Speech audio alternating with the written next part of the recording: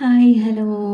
അപ്പോൾ ഇന്ന് കുറച്ച് ചൂരയുടെ മുള്ളും തലയും കിട്ടിയിട്ടുണ്ട്. അപ്പോൾ അത് ഒന്ന് പുളിമുളകും പോലെ വയ്ക്കാം. അപ്പോൾ അതിന് കുറച്ച് ചെറിയ ഉള്ളി, തക്കാളി, ഇഞ്ചി, വെളുത്തുള്ളി, ഒരു പച്ചമുളക് എല്ലാം കൂടെ ഒന്ന് എണ്ണയിലൊന്ന് വാട്ടിയതിന് ശേഷം അതിനകത്ത് കുറച്ച് മഞ്ഞൾപ്പൊടി, ഇതിപ്പോൾ ഞാൻ 2 മുളക് പൊടി എടുത്തിട്ടുണ്ട്. അവരവരുടെ ആവശ്യത്തിനുള്ള മുളക് പൊടി എടുക്കണം. പിന്നെ ഒരു 2 കരണ്ടി ഒരു ഇച്ചിരി കൂടെ മല്ലിപ്പൊടി എല്ലാം കൂടെ ഇട്ടൊന്ന് ജസ്റ്റ് ഒന്ന് ചൂടാക്കണം. അതിനുശേഷം തണുത്തിട്ട് മിക്സിയിലിട്ട് പുളിയും കൂടെ ഇട്ട് അരച്ചെടുത്തതിന് ശേഷം പിന്നെ കടുക് വറുത്ത് അതിനകത്ത് ഉലുവയും കൂടെ ഇട്ടതിന് ശേഷം ഈ അരച്ച് വെച്ച അരപ്പിട്ട് ഒന്ന് ഇളക്കിയെടുത്തതിന് ശേഷം പിന്നെ ആവശ്യത്തിന് വെള്ളം കൂടെ ഒഴിച്ചിട്ട് ഒന്ന് തിളയ്ക്കുമ്പോൾ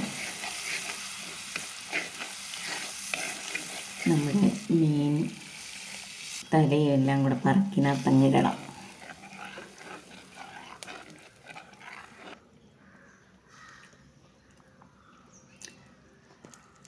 പിന്നെ നമ്മുടെ ആവശ്യത്തിനുള്ള ഉപ്പ് ഇട്ട് അടച്ചു വെച്ച് വേവിക്കണം.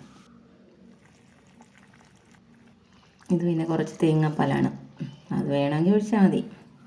അതിനിടയ്ക്ക് ചക്കയായി, മീൻകറി ആയിട്ടുണ്ട്.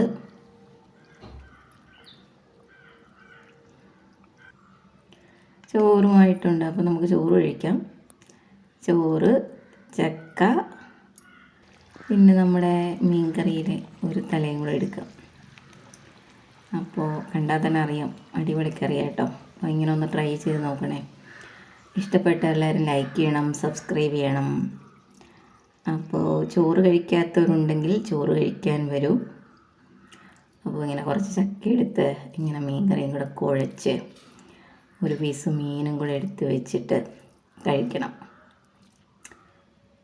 അടിപൊളിയാണ്.